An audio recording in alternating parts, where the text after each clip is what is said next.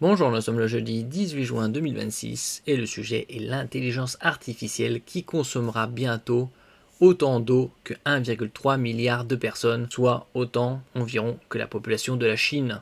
La Chine, ils sont aux alentours de 1,4 milliard, l'Inde 1,5. On s'en rapproche. Un rapport de l'ONU, Organisation des Nations Unies, publié début juin, chiffre pour la première fois l'empreinte hydrique de l'intelligence artificielle, qui est en plein boom depuis ces 3 dernières années.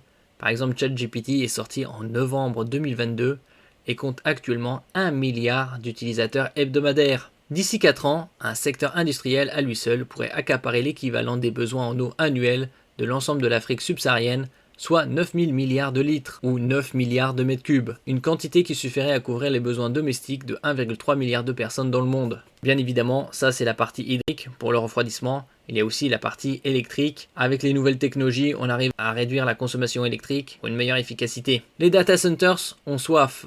Les chiffres avancés par l'Institut pour l'eau, l'environnement et la santé de l'Université des Nations Unies signent un rapport édifiant. Plutôt que de se limiter aux émissions de CO2, dioxyde de carbone, ils ont évalué simultanément l'empreinte carbone, hydrique et foncière de l'intelligence artificielle.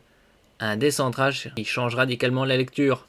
N'oubliez pas de vous abonner pour plus de news sur le monde de la high-tech ainsi que les bons plans également sur mon Twitter et en description sous toutes mes vidéos. Vous pouvez les retrouver dans mes playlists et voir mes articles sur mon blog. Tous les liens seront en description.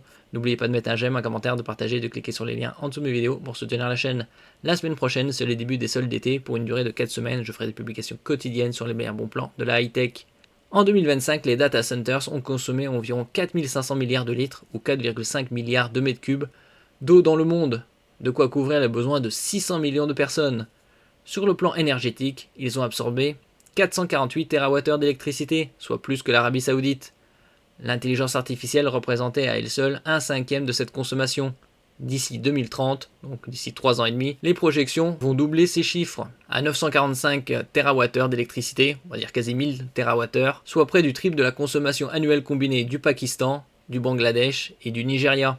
Les serveurs produisent de la chaleur en permanence. Pour les refroidir, les opérateurs utilisent des tours de refroidissement dites humides, qui aspirent d'immenses quantités d'eau, laquelle s'évapore ensuite dans l'atmosphère et disparaît.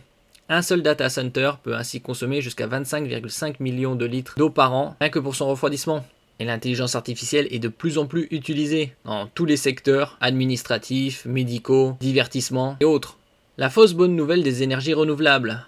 On pourrait croire qu'il suffit de passer aux énergies vertes pour faire disparaître le problème, remplacer le charbon par de la bioénergie, effectivement réduire l'empreinte carbone, mais cette même transition multiplierait par 30 la consommation d'eau et par 100 l'impact sur les terres. La géographie compte aussi beaucoup dans cette équation.